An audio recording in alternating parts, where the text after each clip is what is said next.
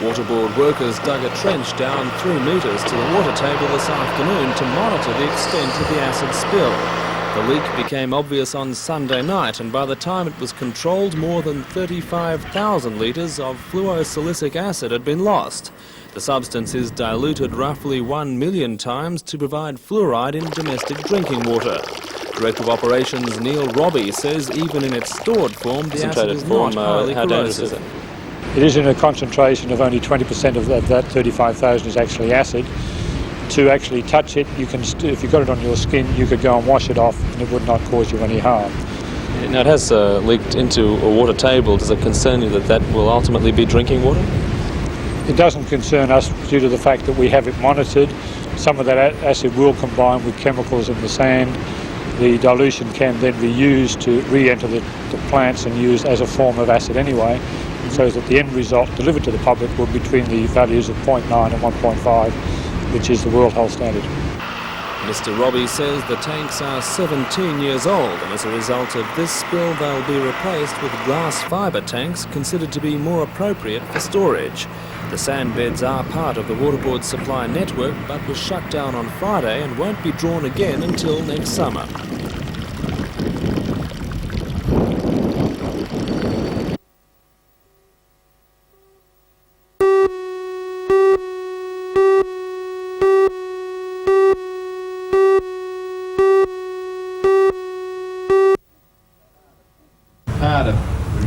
Since its inception, WorkCover has been at the centre of continuing controversy, but one of its greatest proponents has been State Employment Minister Pat Hills. He says it's encouraging the proper rehabilitation of workers. Today, Newcastle's first independent rehabilitation service was opened.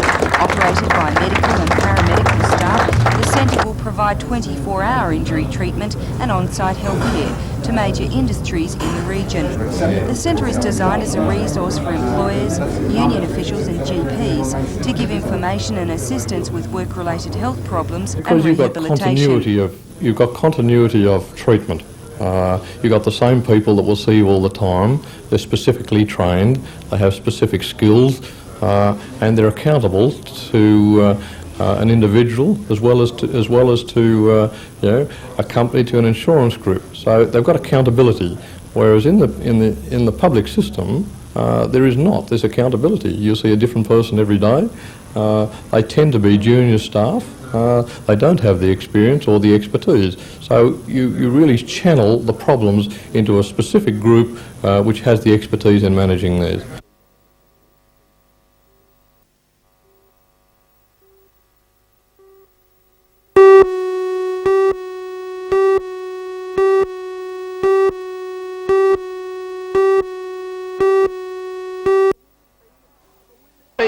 To win this match in my book, 12 points to get the narrow the gap. Selected for the Olympic squad is nothing new. Sydney have controlled the game right throughout, and team for 4 years and was in the senior squad in 1984. That's 9. The Falcons need a last in the rest squad, but unfortunately failed to make the team.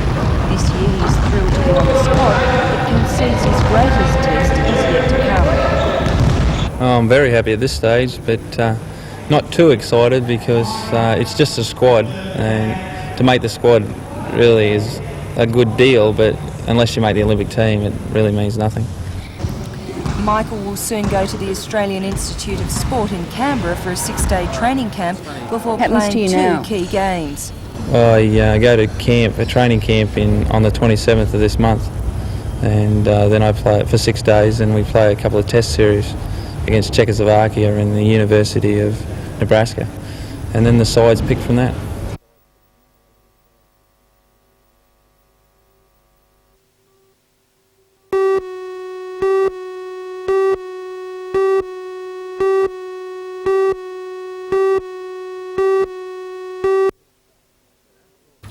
The National Trust has proposed expanding existing parkland on Tomaree from 700 hectares to 3,500 hectares, or roughly half the entire peninsula. Port Stephens Council believe that if that proposal went ahead, development in the bay would be stifled. Their response has been to commission a $20,000 draft development plan for the same region.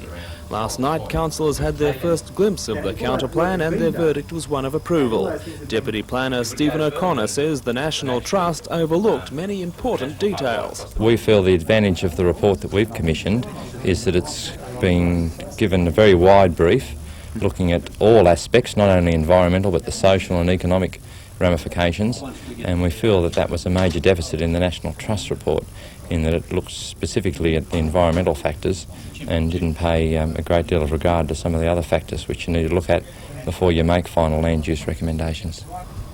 The final strategy will go on display for public comment in April.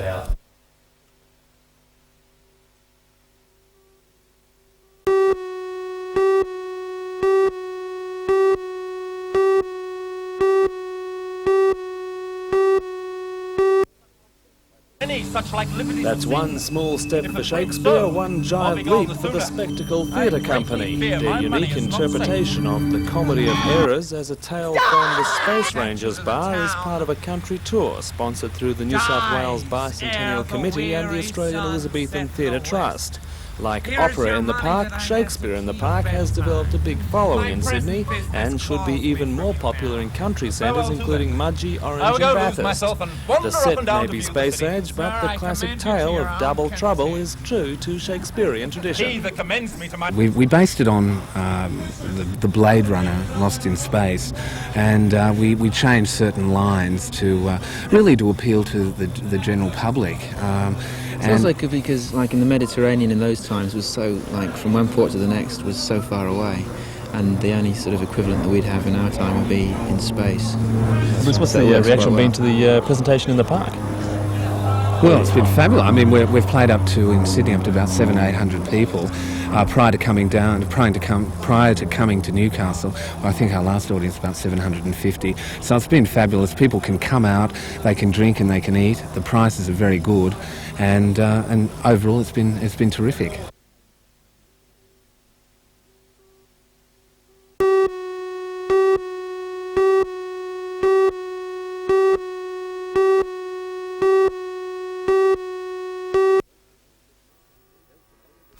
It's estimated that more than 80% of aircraft crashes can be attributed to a human factor, so airline companies take the selection of aircrew very seriously, especially with the demand for pilots now beginning to outstrip the supply. We spend a lot of time in looking at our selection process. We put people through a fairly extensive program. It is a most important step. That's the step one. We've got to get the right people in the very beginning of the program. Seminars on recruit assessment are not uncommon, but on this occasion there was something new for airline representatives and instructors to assess. The WOMBAT test is a computer system devised by visiting professor at Newcastle University, Stan Roscoe. What kind of quality? It's now playing a role in the university's Diploma of Aviation course, and as it evolves, it's hoped the researchers will be able to build up the best possible picture of what a pilot should be. Professor Roscoe says the idea isn't to find a fighter pilot or a pinball whiz. He says the WOMBAT test aims to establish a pattern of thinking required by pilots. You would agree that you have to attend to a lot of things and you have to allocate your attention to the ones that are important, the ones that get you a lot of points. And so it's like keeping a bunch of balls in the air at one time.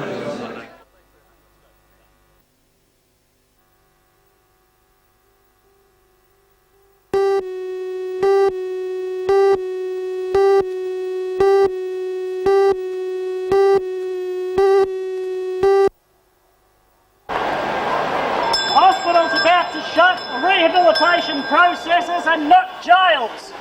We are not jailers. It certainly was not the best day for a demonstration. Nevertheless, opponents of the closure of Morisset Hospital were undeterred. They protested in the mall and staged a theatrical funeral march to Lombard House, the Department of Health's regional head office. On their arrival, they delivered a coffin symbolising the death of mental institutions around the state. The demonstration was staged to coincide with Saturday's election. Many see the election of a Liberal state government as the only way they will stop the closure of the hospitals and save their jobs. Today there was an abundance of anti-Labor placards, and there were also allegations by one unionist that the rally was funded by the coalition. In the end, plans to hold the rally out of doors had to be abandoned then the demonstrators retired to the Newcastle RSL Club, where a number of speakers addressed the crowd. The problems that's happening today in New South Wales is more serious than the problem that they give a lot of their attention to, and that is the gay community and AIDS. The mental health situation is far more serious, and they've got their heads stuck in the sand and they say it's not happening. According to Morisset's president of the Health and Research Employees Association, Shane Buckley, many people don't realise that they will be losing essential services. Today's demonstration was to bring the fact home to the community that we are about to lose 9 essential services, the hospitals, and they're required. We're not opposed to Richmond, but we feel there must be appropriate placement within the community for both the hospital-based beds and community-based beds. The coffin was symbolic of the loss of these facilities.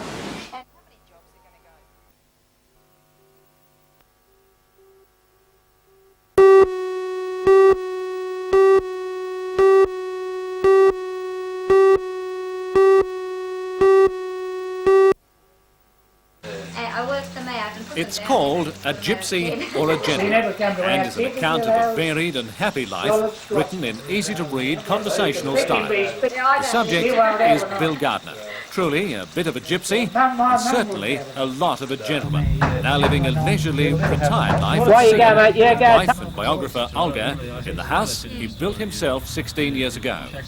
Bill lists the cottage as one of his major achievements. The book reveals a lot more. He's the younger brother of the late famous Dr. Sam Gardner, long ago superintendent of Newcastle Hospital and later Hamilton physician. Bill grew up and was schooled in Sydney, second son of a Scottish builder and a dear old Irish mother. He's been a chemist, a mechanic and chauffeur to brother Sam, and a fitter and turner, among other things. I recognise it actually from the book. Is full of happy reminiscences. Bill says the most vivid recollection of early Newcastle was the bubonic plague, which struck just after World War I. A chap come along to Newcastle when the plague was on, and he had to take his wife's body home in a cart. The undertakers wouldn't look at him. And I waited at the surgery while he went away, and he must have lived a bit out of Newcastle, and he come back with a spring cart to take his wife's body home. That was the only way that the undertakers wouldn't come and pick it up. Yes. What prompted her to go to the trouble of writing and then self-publishing the story of Bill's life? She obviously thinks he's special in more than just the usual ways. It was such an interesting life and so varied, you know. It did so many different kinds of things, and he did them well, you know. So I thought that it'd be good to put them down for his family, really, for his family to know what their father had done. After all, their uncle... They know their uncle was so famous, but I thought, well, Bill's been pretty special too.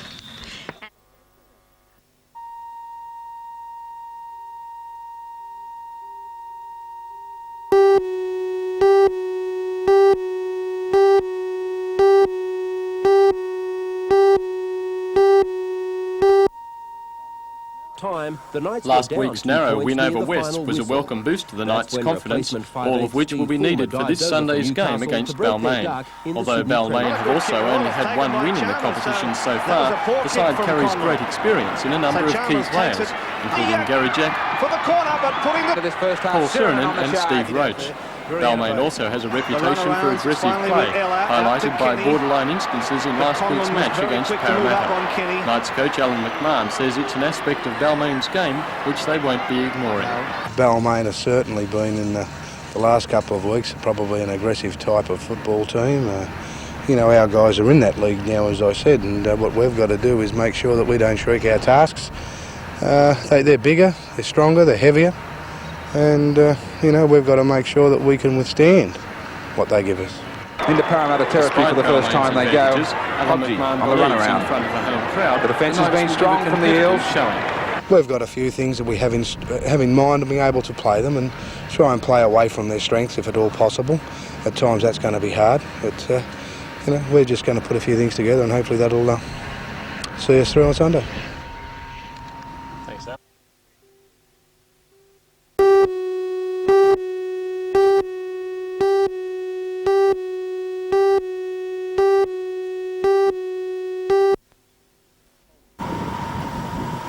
booths in the Newcastle area reported queuing this morning as many Novocastrians decided to vote early in the day. By lunchtime, however, the crowds had eased and electoral officers reported an otherwise generally trouble-free day. Some voters did experience confusion, however, over the electoral boundary changes, which meant many had to vote in unfamiliar locations. Every one of the 109 electorates in New South Wales was affected by the changes made since the last election. Distribution of ballot papers was also complicated this time, as polling staff were required to check voters against a roll of deceased, pre-polled and postal electors. According to an electoral officer, the measure was planned for this election some time ago and shouldn't have slowed procedures down, as 2 people are required at each table anyway.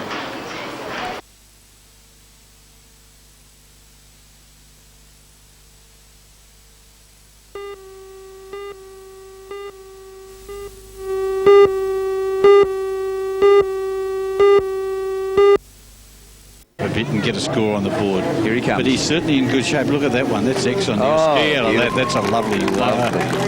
As I said, see the showmanship at this stage.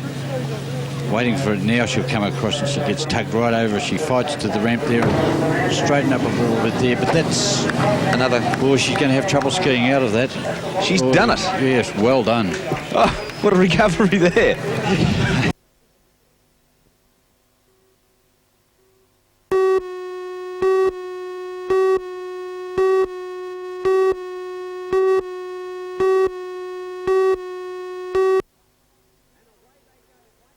And away they go. Butler on the inside, Pine on the outside. The revamped Australian Pine team included national champion Ian Marshall, New South Wales title holder John Pine, Australian number 2 Tony Broso, and local Stu Robinson. The Aussies took a strong lead right from the start, a lead the Americans couldn't peg back. This was despite some roughhouse tactics that led to the destruction of the Australian champ's car and American Steve Beitler being penalised and excluded from further racing. Heavy rain cooled tempers in the final heat, but not before Australia had taken the test 44 points to 28. Broso comes up on the inside of him, and there's the 2 American cars colliding with each.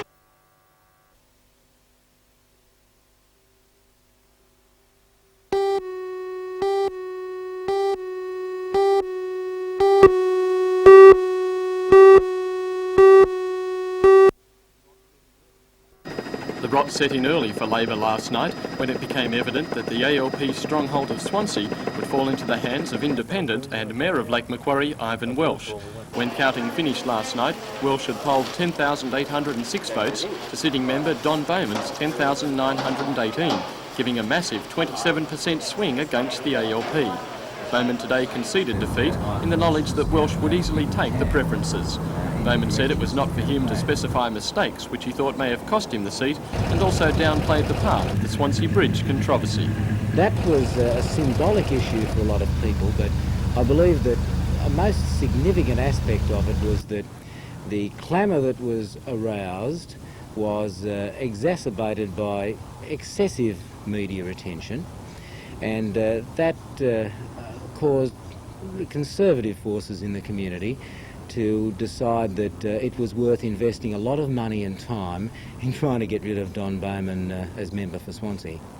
Ivan Welsh, however, was much more definite as to how he won. He says it was largely through voter dissatisfaction with a party which he says was ignoring people. Not voting, not listening to the people who vote you in, I think is a big enough reason to kick anybody out, and that's something that I won't be doing, I hope, and that's turning a deaf ear to the people that put me there. And so you think that's really what cost the Labor Party the seat? I'm sure it is. I'm sure that's what cost them a lot of seats, actually. Another major blow to the ALP is in the electorate of Newcastle. The seat is very close to falling into the hands of independent George Keegan, who would become its first non-Labor member since Federation.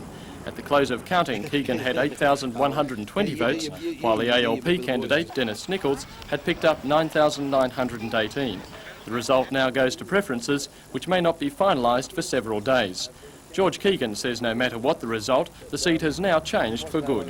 This has been acknowledged in the Labor Party as a power base and almost an institution throughout their organisation that Newcastle is a safe Labor seat. It's all over, it's no longer a safe Labor seat, it's finished, it's gone forever, and anybody who wants a seat in Newcastle from now on will just have to stand up and be the right type of bloke and do the job. They'll have to earn it. Another long-time Labor stronghold hanging in the balance tonight is Charlestown, currently held for the ALP by Richard Face. At the close of counting, Face had polled 11,558 to newcomer Liberal Judy Lloyd's 9,105. The Charlestown Electoral Office says that when preferences are distributed, the result could be a photo finish, so close as to require a recount. This afternoon, Richard Face was not conceding defeat, but Judy Lloyd was quietly confident of making history by becoming the first Liberal member for Charlestown. And in other seats around the Hunter, Gosford has gone to Liberals' Chris Harcher. The entrance also to a Liberal, Bob Graham. Lake Macquarie stayed with sitting ALP member Merv Hunter. Wyong has gone to Labor's Harry Moore. Peats has been held by the ALP sitting member Tony Doyle. The Upper Hunter has gone to Nationals' George Souris. Wallsend is still held by the ALP sitting member Ken Booth, and Waratah has also been retained by the ALP's sitting member John Price. Still undecided are Port Stephens, Mile Lakes, Cessnock and Maitland.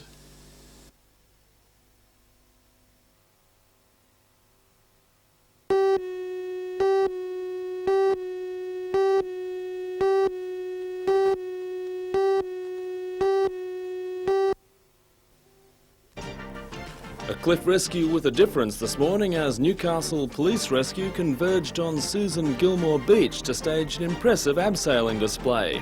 Anxious onlookers were relieved to find, however, that this time the victim was a volunteer.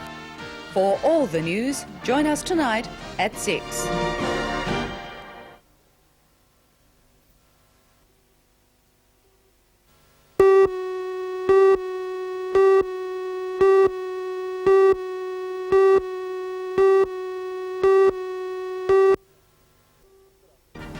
Good afternoon, I'm Ross Hampton.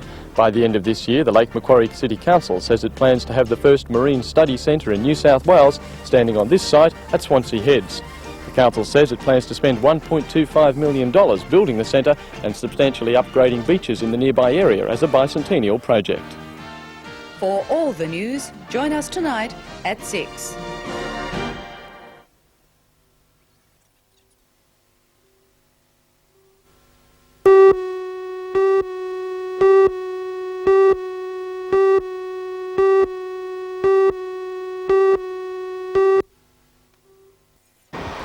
The Great Lakes Triathlon starts at 6 a.m. this Saturday and will be raced over a 3.8 kilometre swim, 180 kilometre cycle and a marathon run.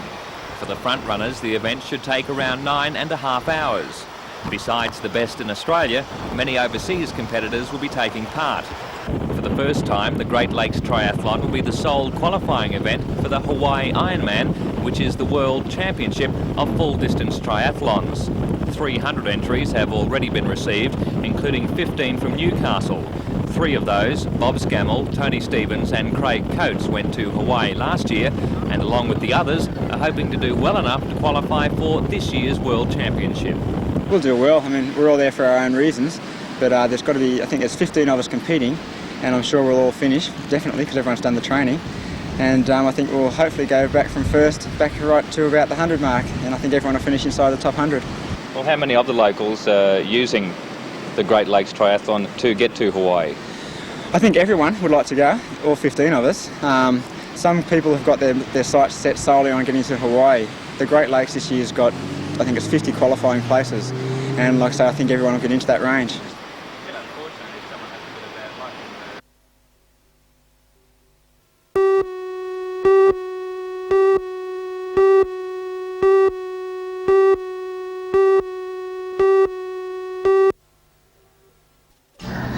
Good afternoon, I'm Helen Hughes. In tonight's news, a crackdown by State Rail on fare evaders. On-the-spot fines will be issued for a number of offences, including travelling without a ticket and with your feet on the seat. For all the news, join us tonight at 6.